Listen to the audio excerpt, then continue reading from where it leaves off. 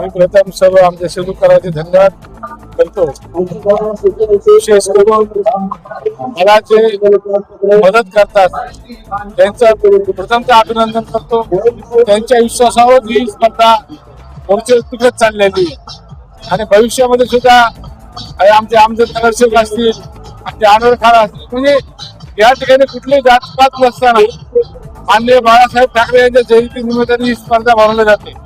या ठिकाणी सर्व जातीचे, मुस्लिम असतील, दलित असतील, सर्व समाजाचे लोक मला मदत करतात आणि त्याच्या मदतीमुळे मी ही स्पर्धा या ठिकाणी घेऊ शकतो। आज मला अभिमान वाटतो की राष्ट्रीय पातळीवर खेळणारे खेळाडू माझ्या या ग्राउंडवर खेळतायत, याचा मला साथ अभिमान आहे आणि भविष्यामध्ये सुद्धा नॅशनल खेळाडू आमच्या या ठिकाणी खेळतील अशी अपेक्षा ठेवतो। कसं आहे माहिती का, ही निमंत्रित स्पर्धा आहे आणि फक्त आम्ही 16 संघाला निमंत्रण देतो।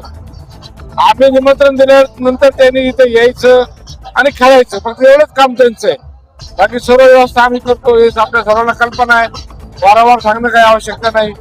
16 संघ आम्ही बोलवतो, अनेक संघ आहेत, परभणी जिल्ह्यात 5-7 संघ आहेत, बीडमध्ये 7-8 आहेत, जालन्यामध्ये आहेत, पण आम्ही सिलेक्टेड लोकांनाच बोलवतो जेणेकरून ही स्पर्धा आम्हाला आमचा उत्साह आहे आणि या उत्साहामध्ये चांगलं प्लेअर खेळावेत ही आमची भावना आहे। कोण जिंकल कोण हारेल आम्हाला त्याच्यापासून काही घेणं देणं नाहीये, फक्त चांगले खेळाडू आम्हाला या ठिकाणी उपलब्ध व्हायची ही आमची भावना आहे।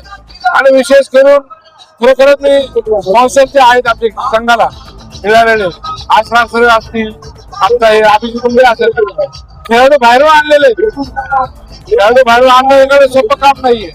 त्यांनी त्यांच्या स्वतःच्या खर्चाने, प्राईजला महत्व नाहीये, आमच्या इथे कोणी म्हणत आहे प्राईज काय आहे, फक्त काका आम्हाला एंट्री द्या, काका आम्हाला शरीराला खेळायचे, ही भावना प्रत्येक खेळाडूची आहे आणि त्याच्यामुळे मला अभिमान वाटतो की बाबा आपण त्या लेवलला गेलो की त्या ठिकाणी आम्हाला संघ घेण्यासाठी मग आज स्वर्गीय मुंडे साहेब नाहीये तर पंकजताई आहेत आणि आमचे मातोश्री येऊन काही वेळेस आम्हाला असे फोन आले की या संघाला निमंत्रित करा, त्या संघाला निमंत्रित करा, यांना एंट्री द्या, अशा प्रकारची स्पर्धा असल्यामुळे मला फार मोठा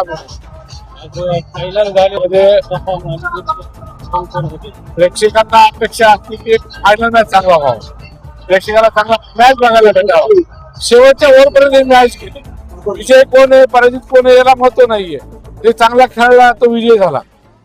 जो दुय्यम दर्जाचा संघ समजा असं ठरवू की तो दुसऱ्या नंबरवर आहे तोही काही कमी नसतो, पण खेळामध्ये थोडंफार कमी जास्त होतं, चांगला खेळाडू लवकर आउट होतो, अशा प्रकारे घटना घडतात। त्यामुळं विजयाचंच आपण कौतुक करतो आणि विजयाला कौतुक करत त्यांना मान या ठिकाणी मिळतो, तो मान आमच्या परभणीकरांनी मिळवलेला आहे। दुसऱ्यांदा त्यांनी ट्रॉफी जिंकलेली आहे, आमचा अभिजित असेल, आमचा आशिष सोलंकी असेल, हे चांगले खेळाडू जमून या ठिकाणी खेळतात, त्याचा सार्थ अभिमान आहे। असरार भाई ही उपविजेता संघ राहिलेला आहे, त्यांनी सुद्धा खूप नॅशनल लेवलचे खेळाडू या ठिकाणी आणले आणि आम्हाला IPL सारखे खेळाडू जे इंडियन प्रीमियर लीग मध्ये खेळतात ते खेळाडू आम्हाला पाहायला मिळाले, आमच्या प्रेक्षकाला पाहायला मिळाले, त्यात आम्हाला